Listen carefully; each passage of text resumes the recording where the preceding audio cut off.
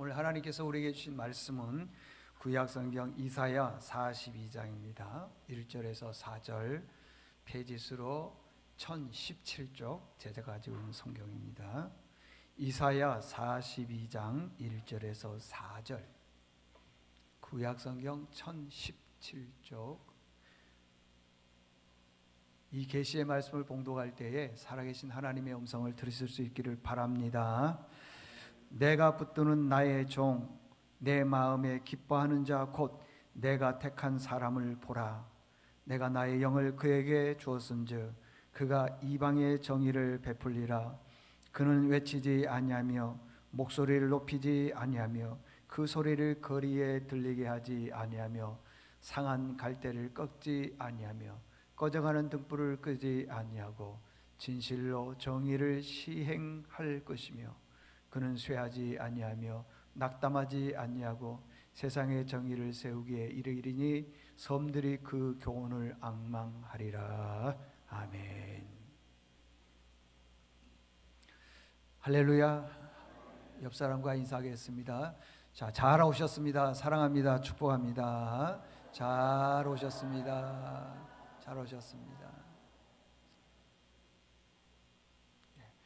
오늘 말씀은 내 인생의 최고의 선물이란 제목으로 말씀을 전하겠습니다. 오늘부터요 4주간 동안 대강절을 지킵니다. 오늘은 대강절 주일인데 대강절이 무슨 뜻이냐 그러면은요 주님의 탄생, 성탄절을 맞이하는데 주님의 탄생을 크게 기다린다. 대자가 기다릴 대자, 강자가 내릴 강자. 이렇게 우리가 주님이 이 땅에 성탄절 오시는 것을 크게 기다리고 기뻐한다. 그래서 성탄절 절까지를 대강절이라 그럽니다. 여러분, 우리가 믿는 하나님은 삼위일체 하나님이신 줄로 믿습니다. 삼위일체가 뭐냐 그러면은 성부, 성자, 성령님이 똑같으신 분이다. 하시는 사역만 조금 다르지 똑같은 분이다 그랬습니다. 그런 의미에서 볼 때 예수님을 하나님으로 설명할 수 있다고 하는 것입니다. 우리는 메시아 예수님을 어떻게 이해하느냐? 예수님을 어떻게 이해하느냐는 것이죠. 오늘 본문의 1절에 보니까 세 가지로 예수님이 이런 분이시다라고 설명해 주고 있습니다. 첫 번째, 그분은 어떤 분이냐? 나를 붙들어 주시는 분이다 그랬습니다. 1절 보십시오. 1절에 보니까 그렇게 내가 붙드는 나의 종. 나는 하나님에게 붙든다는 것은 예수님이 말씀하고 있죠. 그러니까 내가 붙드는 나의 종. 여기 붙든다 라는 뜻이 뭐냐 그러면은요 이렇게 해요. 떠받들어 준다.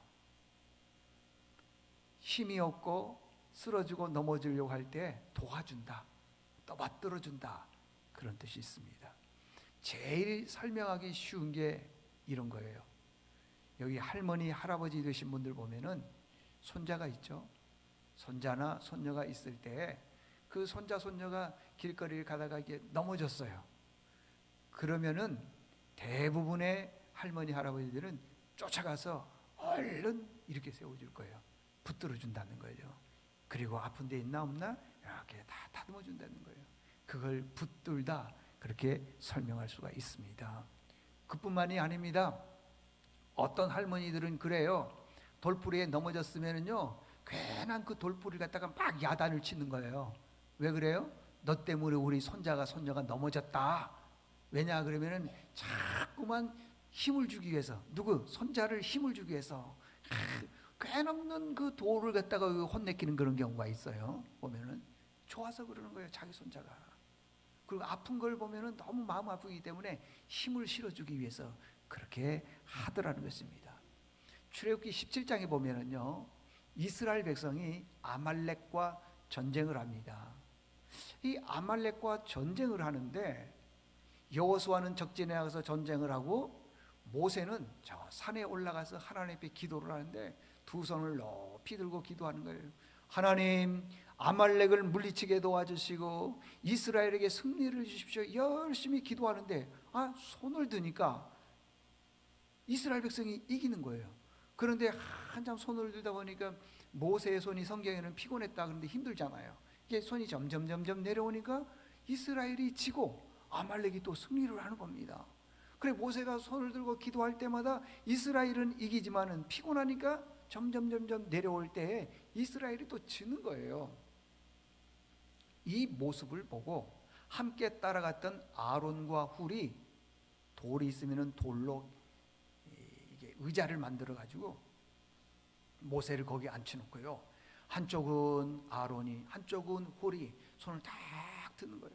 그랬더니 손을 든 상태에서 모세가 기도를 하니까 이스라엘 백성들이 승리를 하더라는 거예요. 그래서 출애굽기 17장 13절에 보니까 이런 말씀이 여호수아가 칼날로 아말렉과 그 백성을 쳐서 무찔렀다 그랬어요.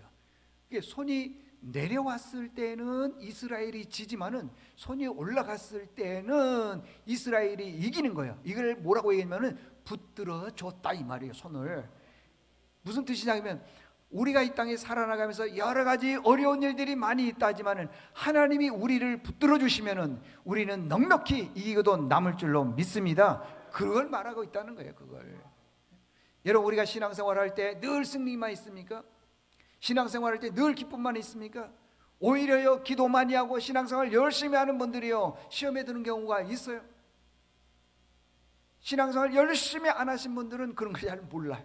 그래서 이게 시험인지 이게 무슨 일인지 잘 모르고요 늘 세상적으로 살기 때문에 모든 문제들을 세상적으로 해결하지만은 기도하신 분들은 그렇지가 않거든요. 그러다가요 가끔씩 시험에 드는 경우가 있습니다. 그때 내가 시험 들었을 때 주님께서 찾아와 주셔서 나를 위로해 주시고요 그래 내가 네 마음 안다, 네가 얼마나 힘들어하는지 내가 안다 하면서 우리의 등을 다 두들겨 주는 거예요.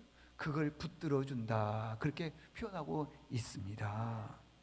여러분들 우리가 이 땅에 살아나가면서 가장 중요한 것은 주님과 함께 연결되어 있어야 돼요. 늘 말씀드리지만은요 요한복음 15장에 보니까 나는 포도나무여 너희는 가지라 그랬어요. 그러니까 가지하고 포도나무하고는 붙어 있잖아요. 붙어 있으니까 그 모든 영양분을 다 공급받는 거예요. 만약에 그 절단 잘라져 있다면은 더 이상 그 가지는 자라날 수가 없습니다. 그래서 우리는 주님께 붙어 있어야 될 줄로 믿습니다. 붙어만 있으면 어떠한 고난과 역경 어려움이 온다 하더라도 다 주님께서 우리에게 힘을 주심으로 해서 이기게 될 줄로 믿습니다. 오늘 42장인데요 이사야 40장에 보게 되면은 이렇게 말해 있어요. 피곤한 사람이 있으면 피곤한 자에게 능력을 주시고 무능한 자에게는 새 힘을 주신다는 거예요. 힘을 준다는 거예요. 그러면서 능력 주고 힘 준다는 것에 대해서 대표적인 그 예들을 들고 모델을 설명하고 있습니다. 30절에 보니까 소년이라도 피곤하며 곤비하며 장정이라도 넘어지며 쓰러지되 31절 오직 여호와를 앙망하는 자는 새 힘을 얻으리니 독수리가 날개치며 올라감 같을 것이요 다른 박질하여도 곤비하지 아니하겠고 걸어가도 피곤하지 아니하리로다. 절대 피곤하지 않는 두 모델을 설명해 주고 있어요. 첫 번째는 소년, 둘째는 장정. 소년 같은 경우에는 어린아이들 보십시오. 아침에 놀면은요 종일 놀아요. 지치지도 않아요. 근데 지칠 때가 있어요. 언제요? 밥 먹고 나면은요 그냥 골아 떨어져요. 왜? 피곤한 거예요. 피곤한 거예요. 그러니까 소년이라도 피곤하고 곤비할 때가 있다라는 겁니다. 장정, 아버지, 어머니를 얘기해 주고 있는데 아버지 보십시오. 가정을 위해서 자녀들을 위해서 나가서 직장생활하고 직장생활하는데 상사로부터 윗사람들로부터 얼마나 많은 어려움과 고난을 겪습니까? 일 잘못하면 혼나지요. 뭐 여러 가지 고생들이 많습니다. 그렇지만은 가족을 위해서 힘을 다해서 열심히 살아가는 거예요. 그러다가요 그 일과가 끝나고 집에 돌아오면은 피곤한 거예요. 그래서 장정이 넘어지는 거 쓰러지는 경우가 있더라는 거예요. 그냥 저녁만 잡수면 그냥 바로 피곤해서 주무시는 경우가 있어요. 그러니까 소년, 장정 이런 그 모델들은 웬만하면 지치지 않는다는 거예요. 그렇지만은 뭐 쓰러지고 넘어지고 한다 하지만은 여호와를 앙망, 소망하는 사람, 품는 사람들, 그런 사람들은 새 힘을 얻는다는 거예요. 그래서요 독수리가 날개치면서 올라감 같이 쫙 올라가는 거예요. 다른 박질해도 피곤하지 않습니다. 걸어가도 피곤하지 않습니다. 왜요? 하나님으로부터 오는 힘의 공급이 있기 때문에 그렇습니다. 여러분들 어떠한 어려움과 고난이 역경이 온다 하더라도 하나님 붙드시기를 바랍니다. 거기에는요 힘이 생기는 능력이 있습니다. 힘이 생기는 능력이 있어요. 그러니까 고난이 오면 하나님 의지해야 되고요, 어려움이 오면 하나님이 도움을 청해야 될 줄로 믿습니다. 우리가 믿는 하나님은 우리를 도우시는 하나님이셔요. 신약 성경에 와서는 이걸 갖다가 파라클레토스의 뜻이 뭐냐면 옆에서 이렇게 응원해 준다, 도와준다는 거예요. 옆에서 우리가 자꾸 넘어지려고 하면 일어나 힘을 준다, 잘할 수 있을 거야 하면서 이렇게 자꾸 북돋아 준다는 거예요. 그걸 성령님 파라클레토스 도와주신다. 여러분들 인생 살아나가면서 어떠한 일이 있다 하더라도, 지금 내가 넘어지는 일이 있다 하더라도 주님이 나를 붙들어 주신다는 그 기억을 꼭 하면서 승리할 수 있기를 바랍니다. 이게 첫 번째 주신 말씀이고요. 두 번째, 내가 믿는 하나님은 어떤 분이냐 그러면은요, 우리를 보시고 기뻐하신다는 거예요. 나를 보고 기뻐하신다는 거예요.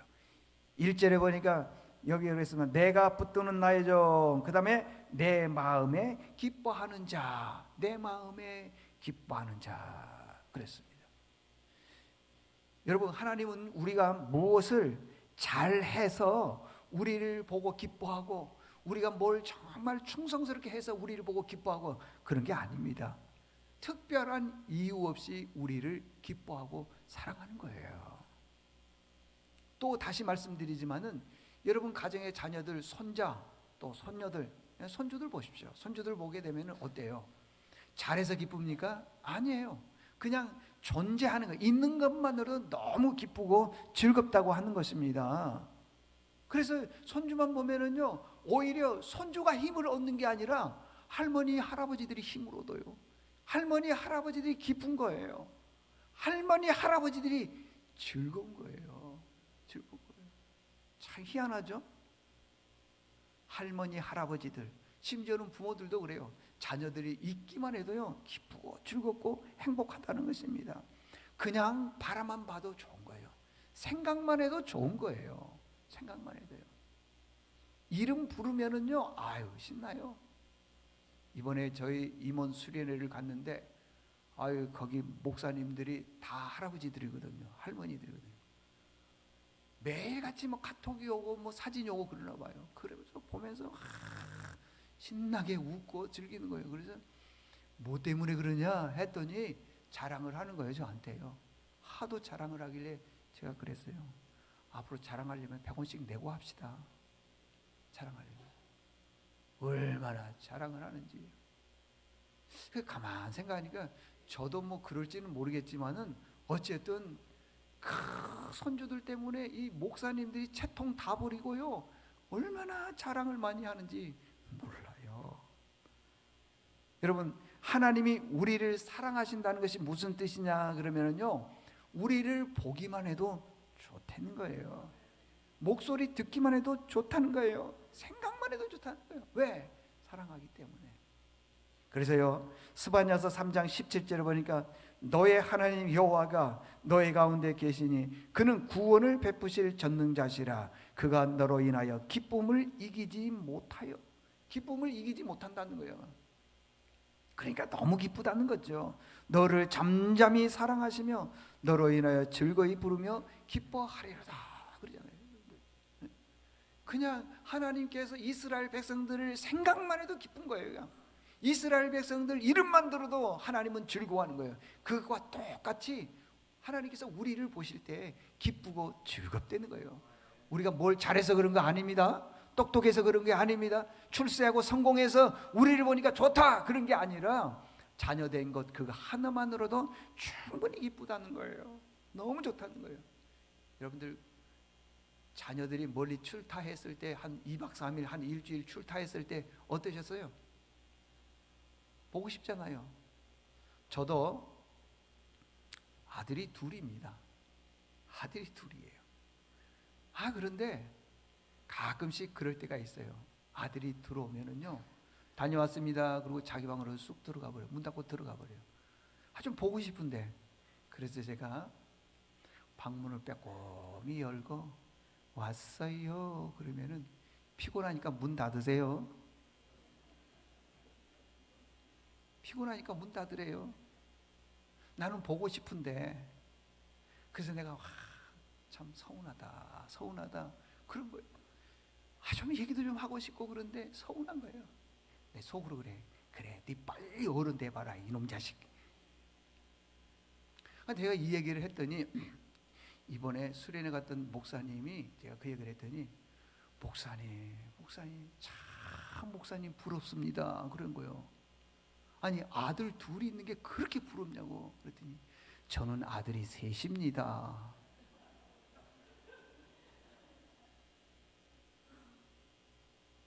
아들이 셋이래.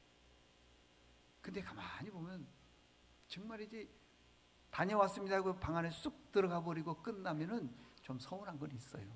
근데 이제 와서 같이 이야기하고 이런저런 얘기하면은 얼마나 좋은지 몰라요. 그렇다고 해서 뭐 아들이 들어올 때 뭐 맛있는 음식을 사가지고 들어오고 뭐 좋은 소식을 가지고, 그게 아니에요. 그냥 있는 자체만도 기쁘고 즐겁고 행복한 거예요. 그러는 것처럼 하나님이 우리를 보실 때 보기만 해도 기쁜 거예요. 그러니 예배 자리까지 나왔으니 얼마나 하나님께서 기뻐하시겠느냐는 거예요. 여러분은 복덩어리입니다. 여러분들은 행복덩어리입니다. 여러분들은 하나님의 기쁨인 줄로 믿습니다. 참 그래요, 여러분들. 하나님이 우리를 보시기만 해도 좋고 생각만 해도 좋으신데 안 그랬어요, 여러분들? 응? 여러분, 자녀들의 최고의 도운 사람, 팬은 누구냐? 부모님이에요. 부모님은요, 잘해도 내 편이고 내가 못해도 내 편이고 나를 무조건 지지해 주는 분이에요. 그렇다면은 우리 예수 믿는 사람의 최고의 나를 지지하는 분이 누구냐? 하나님이시죠. 하나님. 내가 잘하든 못하든 하나님이 나를 늘 지지해 주시고 후원해 주시는 분이라는 겁니다. 하나님은 내 편이라는 거예요. 그래서요, 하나님의 사랑을 충분히 받게 되면은요, 사랑이 넘치는 겁니다. 왜? 사랑을 충분히 받았기 때문에. 그러면 그 사람들이 어떻게 사는 줄 아세요? 보니까요, 성경에 보니까 그래요. 하나님의 사랑을 충분히 받는 사람은 부드럽다는 거예요. 부드럽다는 거예요. 부드럽다는 것입니다. 그리고요, 안 예뻐도요, 제가 봐도 그래요. 우리 아들 둘이 있는데 못생겼어. 잘생긴 건 아니야. 근데 내 눈에는 좋은데 어떡하겠어. 내 눈에는. 그게 부모님 마음이거든요. 그리고요, 매력이 있어 보여. 안 예뻐도. 왜냐? 무조건 내가 자녀를 사랑하기 때문에. 자녀 사랑에 대한 것은 조건이 있습니까? 없습니까? 없어. 그냥 무조건 사랑하는 거예요. 여기 또 자녀 얘기하니까 헤헤 하시는 분들이 여러분이신데, 그래, 자녀를 왜 이렇게 예쁜지 모르겠어요. 무조건 사랑이에요. 그 유행가 노래 부르는 분 중에 가수 박상철 씨가 부르는 노래 가사 제목이 그래요. 무조건이야. 근데 제가 이제 이 노래를 잘 몰라서 한번 가사를 읽어볼게요. 이랬습니다. 네가 필요할 때는 나를 불러줘. 언제든지 달려갈게. 낮에도 좋고 밤에도 좋아. 언제든지 달려갈게. 다른 사람들이 나를 부르면은 한참 생각했다가 하겠지만은 당신이 나를 불러준다면은 무조건 달려갈 거야. 당신을 향한 나의 사랑은 무조건이야. 그 다음에 이런 가사에서 당신을 향한 나의 사랑은 무슨 사랑? 특급 사랑이래. 특급이 있나 봐요. 특급 사랑이야. 그 다음에 이런 가사에서 태평양을 걸려? 인도양을 건너? 대서양. 말도 안 돼. 어떻게 그렇게 건너? 당신이 부르면 달려갈 거야. 무조건 달려갈 거야. 그랬어요. 근데 이 가사를 이렇게 쭉 보면서, 아니, 사람이 사랑을 사랑하는데 무조건 사랑이고 특급 사랑이래요. 응? 대서양도 가고 태평양도 인도양도 가고 하여간 오라는 데는 다 가겠다는 거예요. 다. 사람이 사람을 사랑하는데, 그런데 보세요. 하나님이 우리를 사랑하는 그 사랑은 무슨 사랑일까요? 특급 사랑. 잘 보십시오. 우리는 죄인이에요. 죄인. 죽으면은 멸망의 자녀예요. 지옥 갈 사람이에요. 그런데 대신 우리를 사랑하셔서 예수님을 이 땅에 보내주시고 내 죄를 대신해서 십자가에서 대신 죽으셨다니까요. 그래서 우리를 그 죄에서 건져내 주셨어요. 그러니 얼마나 큰 특급 사랑입니까? 여러분, 사람 사랑은요 다 변합니다. 뭐 죽고 못 산다고 해서 결혼했잖아요. 평생 가보세요. 사람 사랑은 다 변해요. 못 산다, 뭐 힘들다, 뭐 많이 그러지 않습니까? 그런데 하나님 사랑은 변하지도 않아요. 바뀌지도 않아요. 내가 너희들을 사랑한다. 그래서 내 둘도 없는 아들 하나를 너희 죄를 위해서 속죄 제물로 내줬다. 그러지 않습니까, 여러분들? 하나님이 우리를 사랑하실 때 그 정도로 사랑하신다고 하는 것입니다. 그러니 우리가 사랑받는 자녀이니 하나님이 우리를 보시고 기뻐하고 우리도 하나님 생각할 때 기쁨이 넘쳐야 될 줄로 믿습니다. 그렇잖아요. 우리가 우리 손주들 자녀들 볼 때 이유 없이 기쁘고 즐거운 것처럼 하나님이 그러신다는 것이에요. 여러분, 우리는 하나님의 기쁨의 자녀인 줄로 믿습니다. 그렇게 살아야 되는 거예요. 그렇게. 마지막 세 번째는 뭐냐 그러면 하나님이 어떤 분이냐 그러면은 나를 택해 주셨다라는 것입니다. 여기 1절 보니까 내가 붙드는 나의 종 내 마음에 기뻐하는 자 곧 내가 택한 사람을 보라. 내가 택한 사람. 여기 택했다라고 하는 것은요, 많은 사람들 중에 한 사람을 선택했다, 그런 뜻이에요. 많은 사람들 중에. 여러분 10명이 있는데 10명을 다 택했으면 그게 선택입니까? 아니죠. 여러 사람들이 있는데 그 중에 한두 사람을 선택했다는 것이에요. 근데 여기 선택은요, 내가 하나님을 선택한 것이 아니라 하나님이 우리를 선택해서 나를. 분명히 나는 내 의지로 교회 온 것 같아요. 내 의지로 교회 안 가고 교회 가고 뭐 하고 그런 것처럼, 그래서 내 의지대로 된 것처럼 보이지만 그렇지 않아요. 제가 어제 어떤 분한테 그런 얘기를 들었어요. 목사님, 오늘요 그 가족이 뭐 생신이 어디에 있어서 다 그쪽 교회 가서 예배 드린답니다. 그랬어요. 그래서 그러시군요. 근데 속으로는 마음이 너무 서운했어요. 근데 오셨어 그 가족이. 그러니까 이 얘기는 무슨 얘기냐 그러면은 내가 오고 싶어서 온 것처럼 보이지만은 하나님이 그 마음을 감동을 주셔서 가서 예배 드려야 된다, 그렇게 말씀하시는 거예요. 그래서 요한복음 15장 16절에 보면 이런 말씀이에요. 너희가 나를 택한 것이 아니요 내가 너희를 택한 것이다. 그러니까 내가 하나님을 택한 것처럼 보이지만은 아니에요. 하나님이 나를 사랑하셔서 자녀로 택해 주셨다는 거예요. 얼마나 감사합니까? 지금 여기가 우리가 택함 받는 것에 대해서 별로 모르겠지만은요, 진짜 하나님 앞에 갔을 때 하나님이 나를 택해 주셨다는 그 이유를 알면은요 정말 만만감사하게 되어 있습니다. 택함 귀한 것입니다, 여러분들. 이사야서 43장에 보게 되면은 이런 말씀이 있습니다. 하나님께서 이스라엘 백성들을 다 선택을 했습니다. 그리고 자기 백성을 삼아서 구원을 시켜줬어요. 1절에 보니까요, 야곱아 너를 창조하신 여호와께서 이제 말씀하시느니라. 이스라엘아 너를 조성하신 자가 이제 말씀하시느니라. 너는 두려워하지 말라. 내가 너를 구속하였고, 그 다음에 보니까 내가 너를 지명했다. 탁 꼬집었다는 거예요. 넌 내 거야. 지명했다고 하는 것입니다. 그러면서 하시면서 너는 내 것이라. 어떤 지휘자님이 이 말씀에 굉장히 은혜를 받았어요. 그래서 그 교회는 큰 교회인데 찬양대원들이 여러 사람들이에요. 그래서 이 찬양대원들 보니까 저 자매가 내 마음에 쏙 드는 거야. 쏙 드는 거야. 그래서 지휘할 때 그랬대요. 그 자매를 향해서 너는 내 거다, 너는 내 거다 그랬대요. 그래서 결혼해가지고 지금 미국 살고 있습니다. 지명하여 불렀나니 너는 내 것이다. 그래서 우리 교회는 총각은 안 써. 지명해서. 자, 그건 그렇고 어쨌든 보니까 그랬다는 것입니다. 내가 너를 지명하여 불렀나니 너는 내 것이다. 내 것이다. 우리는 누구의 것이다? 하나님의 것이라는 것입니다. 그래서 하나님의 자녀들은 그 다음 말씀에 보니까 이렇게 얘기하고 있어요. 내가 물 가운데로 지날 때에 내가 함께 할 것이다. 강을 건널 때에도 물이 너를 침몰하지 못하게 할 것이다 이랬어요.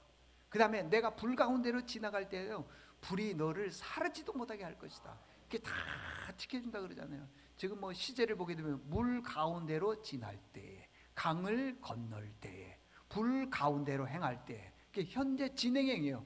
우리가 예수 믿고 난 다음에 모든 것이 다 좋은 일만 있고 승리만 있고 잘된 일만 있고 성공만 있고 모든 게 다 내 원하는 데 되면 얼마나 좋겠습니까? 근데 그런 게 아니더라도요, 고난 중에 있다 하더라도 내 등 뒤에서 주님께서 지금 나를 도와주신다는 거예요. 일어나라, 힘내라, 내가 너 편이 되어준다.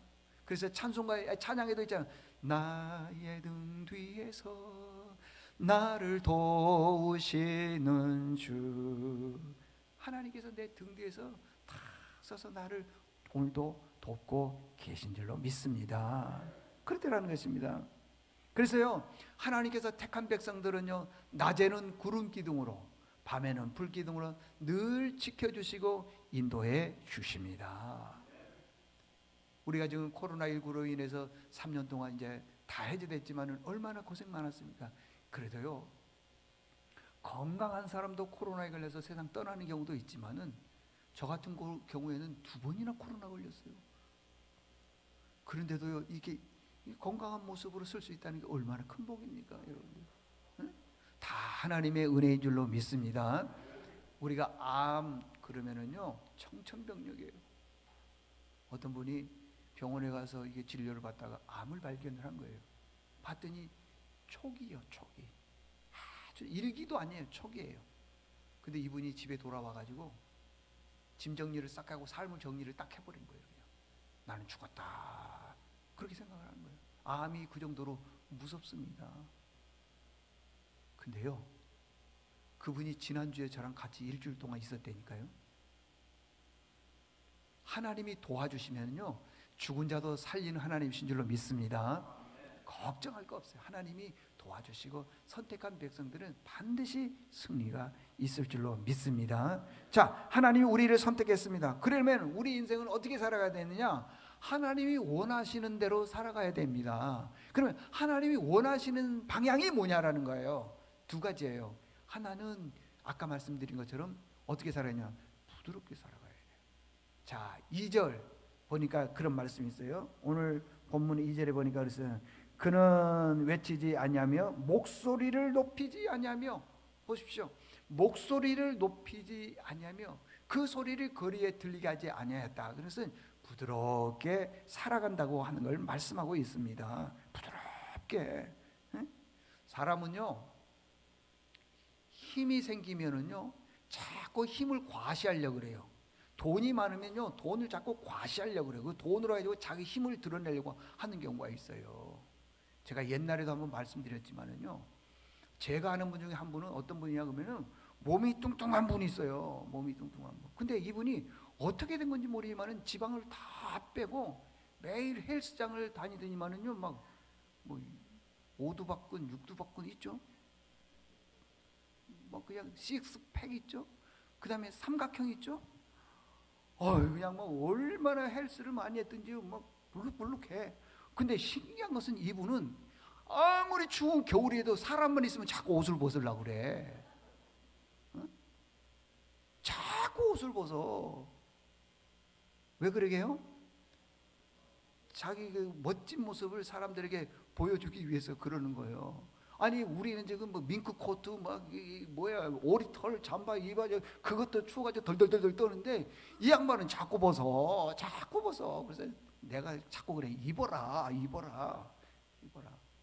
근데 자꾸 벗는 거예요. 왜? 보여주기 위해서. 여러분, 우리 예수 믿는 사람들도요, 보여줘야 돼. 뭘 보여줘야 되냐? 부드러운 걸 보여줘야 돼. 부드러운. 큰 소리 내지 않는 거. 말을 할 때 제가 지난번에도 말씀드렸지만은요, 침묵보다 더 좋은 것 있으면 말하라는 거예요.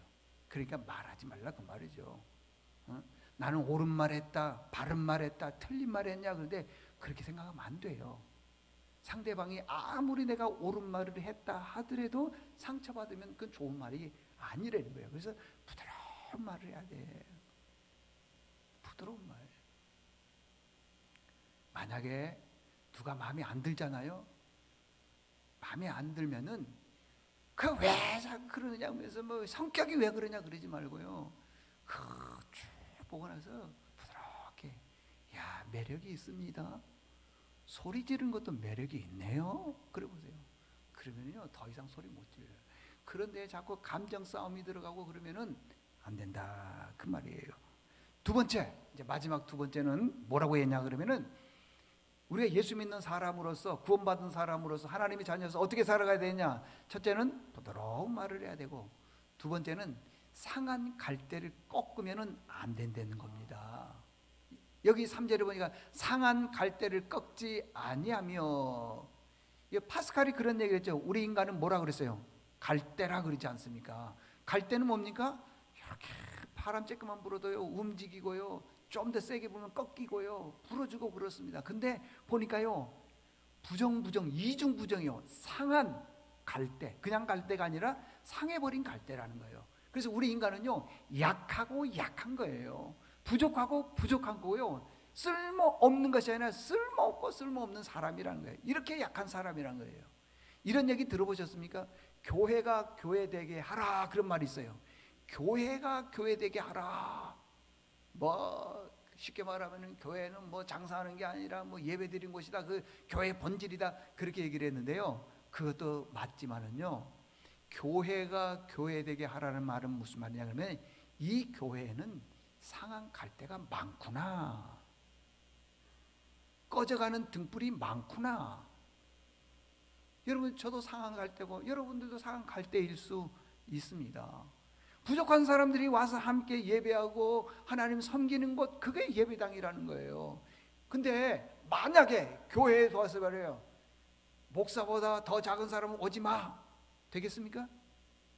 재산이 얼마인 사람만 와, 교회입니까? 아니에요. 여러분들, 정말 교회는 어떤 교회냐 그러면은 상한 갈대 같은 분들이 와서 말씀으로 위로받고 힘은 곳이 바로 교회가 교회되게 하는 거예요. 그래서 여러분들, 교회에는 약한 사람들이 많습니다.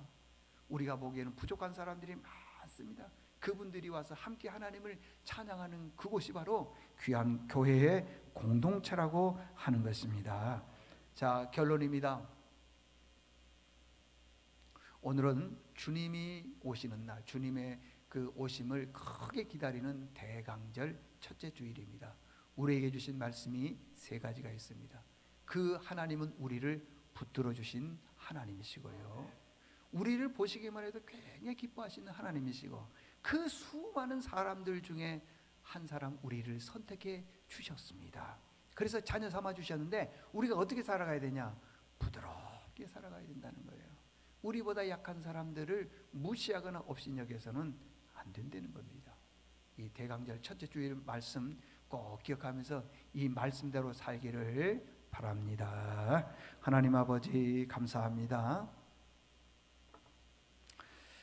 오늘은 대강절 첫째 주일날 우리에게 주신 말씀입니다. 이 말씀을 꼭 마음에 새기고 인생의 삶에 있어서 어떤 힘든 일이 있다 하더라도 주님 붙들어서 승리할 수 있도록 도와주시옵소서. 예수님의 이름으로 기도드리옵나이다. 아멘.